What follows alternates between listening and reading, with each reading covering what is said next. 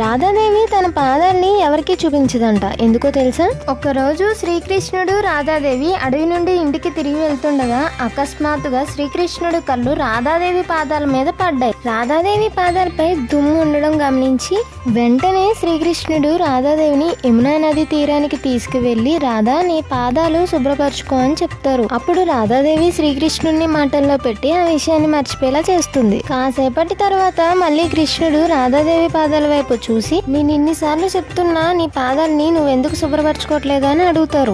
అప్పుడు రాధాదేవి నవ్వుతూ ఇలా అంటుంది, అయ్యో కృష్ణ, ఎవరైనా ఒకసారి నా పాదాలకు తగిలితే అప్పుడు వాళ్ళని నా పాదాల నుండి ఎప్పటికీ తొలగించుకోలేను. అందుకే కృష్ణ ఈ దుమ్మును కూడా నేను విడిపించుకోలేకపోతున్నాను అని చెప్తుంది. అప్పుడు కృష్ణుడు ఒక చిరునవ్వు నవ్వి రాధాదేవి పాదాలు పట్టుకుంటాడు. అప్పుడు రాధాదేవి అయ్యో స్వామి మీరు ఎప్పుడు నా మనసులో ఉంటారు అని చెప్తుంది. అందుకే ఆమె పాదాలు ఈ బ్రహ్మాండంలో అత్యంత పవిత్రమైనవి